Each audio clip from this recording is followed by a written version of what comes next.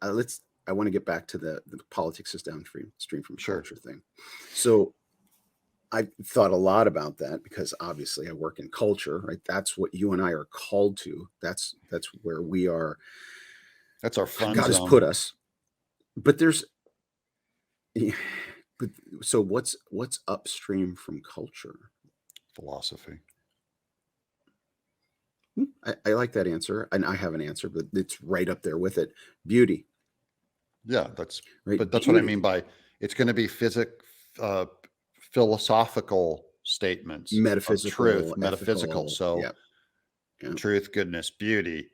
And so when culture always gets those wrong, right? But they're reading all the wrong philosophers. They came through Marx and socialism that made its way into culture, and then culture disperses their bad ideas to yeah. politics. And that's why it was the great thinkers of Aristotle and Plato saying, I wish I would have our poets and musicians, not our Senate, because you can really capture everyone. And our culture is so far left that there's nothing politics can do because they're downstream. And that's Well, why I say the ultimate problem is America has a heart. It has a philosophy problem. You must repent first because everything is downstream from that. And you play shit games, you get shit prizes downstream. well, here's my next question for you, and I think I know your answer. Is America, looking forward, are we burning to the ground, or will there be a reformation? And so, I mean, you can't possibly predict if Yeah, I there's going to can't. be a reformation.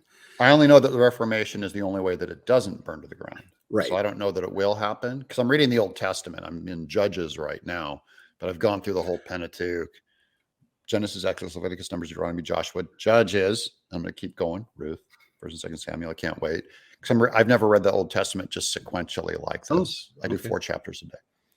That's wonderful. But but you see Israel over and over follow God. He blesses them, bails them out. They worship Baal. He punishes them. One guy stands up. They start a reformation. Israel's back on track. Follow God, fall back to Baal. Just generation after generation. They're always going back. And all Baal is worshiping the part of the creation over the creator. So, and I do the same. I do 4 chapters a day, except we do from 4 separate books of the Bible. But my first chapter, the first book of those 4 chapters that I'm in right now is 2nd Kings. And literally today in my Bible Every Morning show, we are covering Josiah's reforms, right? Josiah. He was like 8 years old when his father was killed by his servants or whatever. Finds the Old Testament. He finds the book of the law. And it's like shocking to, as you are reading the book of the law, to find that they didn't have the book of the law for however many generations. Like they were just going by their instincts and their hedonistic, urges. And he finds the book of the law and repents and cleans house and has these reformations.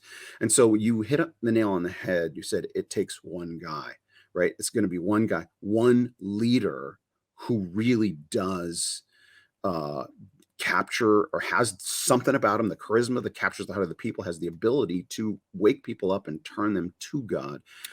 But turn them to God is the key. Trump was never here to turn people to God. Right. So he's wrong not guy. the guy. He's not the guy for unless that. But I mean, even someone like, I'm trying to think of the most evil person. Who's a guy who's truly evil? Klaus Schwab. I don't know. Yeah, Schwab. It would be like Schwab being visited by an angel, repenting and falling to Jesus. Right. And saying, I'm going to change the world with Jesus. The problem is all of our reform people that we're looking for people to help manage the particles, not change the human heart. And so all of our reformations have been kind of flaccid. Churchill or even Reagan. It's like, if you're not telling people turn to Jesus and repent, that's what I'm here to do, then you're not going to help the core problem, and you're not going to get the real revival that actually changes civilizations. And getting back to the politics is downstream from culture. It can't be a politician even, because the politicians don't have that kind of power. I'm saying it could be a politician. Artist, there's right? nothing it's going to be Yeah, a human being, but I'm saying human beings are politicians. They're also teachers. They're doctors. They're computer. Could be Elon Musk. I mean, it doesn't have to be a fame. We always look to fame, right? And the story of Josiah is It's an 8-year-old. He's a king. He's an 8-year-old.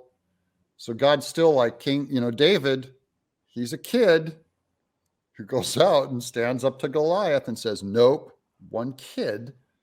So he can it'll work probably through, be out of nowhere. If it happens, it'll be somebody that comes out of nowhere that you're not expecting. Yeah. Right. Who would have thought? That is God's way. It's weird. It's weird. It's his pattern of doing things. Like a manger, really? A stinky old horse trough. Yeah. But I mean, he wasn't 8 years old when he did the reforms. He was 18, but still a kid, right? Still very young. But I always think it's like, how was God just protected him from the corruption of both his father and his grandfather. Bible says, did not follow God, did what was wicked in the eyes of the Lord. And he must have just been protected by his mother, the servants, whoever it was. Thanks for watching this clip of Doug Q. Michael. To watch this entire episode, follow the link in the description below. Click the link to go to Rumble now.